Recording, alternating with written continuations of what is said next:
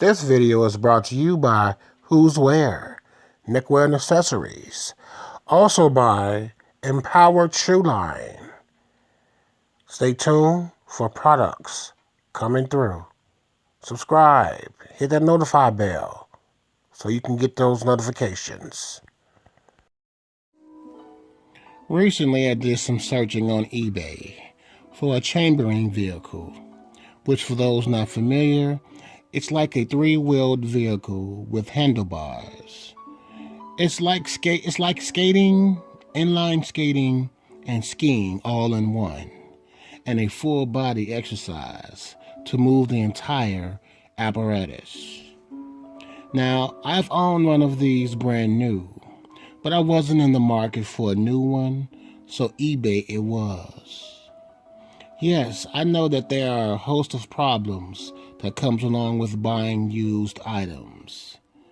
But in my experience, though I do purchase new, I have purchased a lot of items that were used that lasted longer than new products. So after going through a few ads and pictures, I found one suitable for purchase. Then a short time later, after I've made the purchase, the seller then emails me saying that while he was breaking it down for shipping, he noticed that there was a missing screw around the handlebar area. He then said, "I am refunding you $5 and you can find the piece at your local hardware." My bullshit radar starts to buzz because something isn't right. So I go back and look at the ad to see if there are any mentions of missing pieces. It was none. So now I'm thinking to myself that this person is attempting to pull the wool during a sale for a sale. Not only that, if one finds that a product that they supposedly owned and rarely used is missing pieces, that one should go get the missing pieces themselves to either be included in the shipping or to repair it before you ship it. Before you ship it. Before you ship it.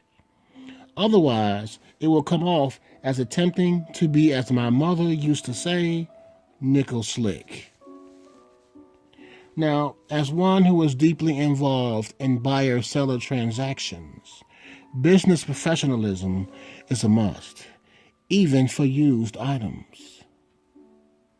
I know for a fact that when a buyer wants to buy something, that they want a complete item, unless stated otherwise. If the item is missing pieces, then it's up to the seller to acquire the missing pieces, make the repairs, and then post it for sale. And that's not something that the seller wants. And if that's not something that the seller wants to do, there's another option of the seller posting it anyway and putting it in the description that it's missing pieces. And or the product can be used for spare parts. Once again, that did not happen.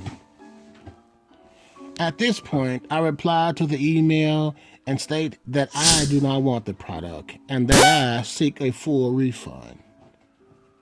The seller then replies, "Why would I want a refund?" and started bitching and whining about how much it's going to cost them to refund the shipped item. At this point, I don't care how much you lose because you, sir or madam, have brought it on yourself. You shot yourself. Why is it that when self-inflicted harm comes about, the injured seek empathy, sympathy, and pity with no self-accountability? So now I'm involved in a back and forth email tag of saying I want a refund in many different ways. The seller ignores my request. Remember now, I'm the buyer. As to gangster my money out of my pocket and to imply that I'm a soft buyer. As Hall and Oates would say, I can't go for that. No, no, no, no. Then the seller asks, why would I want a refund? I explained to them once again that it was the principle of it all and not the money.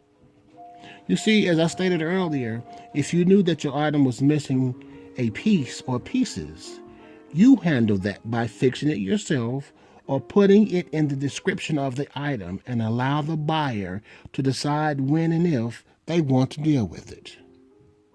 You, the seller, do not decide for the buyer. I mean, what type of nonsense is that? Then they fucked up and exposed themselves by stating that the picture in the ad shows that it is missing a screw. Well, well, well. Which is it, sir or madam? Did you discover that it was missing a screw as you were breaking it down for shipping, as you stated earlier? Or did you know all along that it was missing a screw when you took the picture? Because according to your first statement, you noticed it when you were breaking it down for shipping. And your later statement was that the picture shows a missing screw. So they are now caught in a lie of which I'm going to twist the screws. I'm going to punish you for your stupidity and enjoy doing so, as you have given me all the ammunition that I need, and I am going to empty the clip, metaphorically speaking. So I bring up that in your first statement, that it is in print via email, black and white, one thing, and then you change your story also in print. Now, which is it? I did not force you to type anything. Me knowing that I have them on the ropes, I continued my request of refund. Then and only then the seller then goes into a whole spiel about how they were so noble by sending me $5, which was an insult, and for me to go and get the piece, the buyer. Interesting.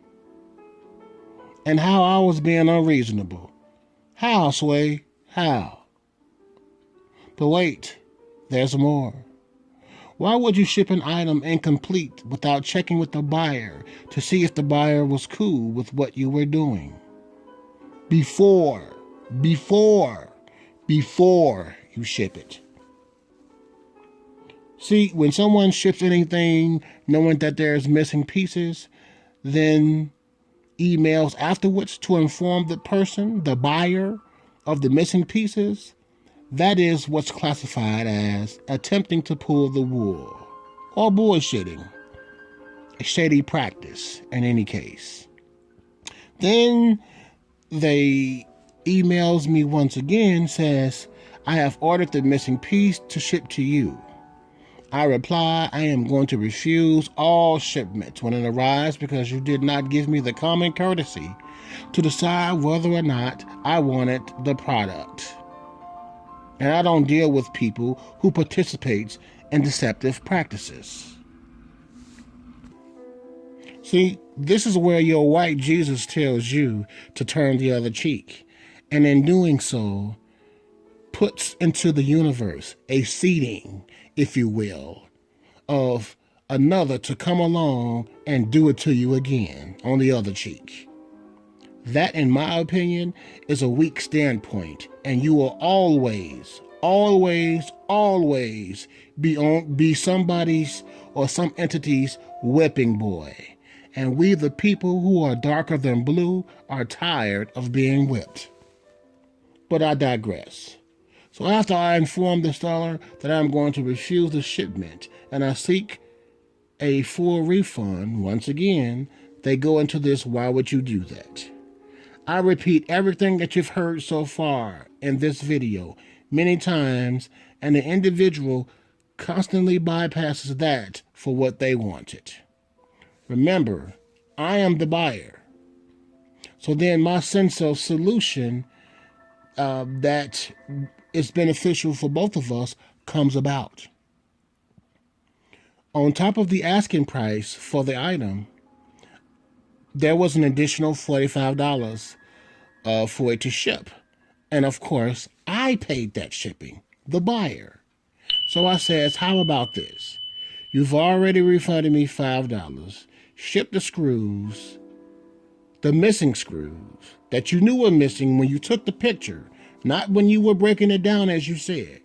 How about you include another $35, totaling $40 refunded to me?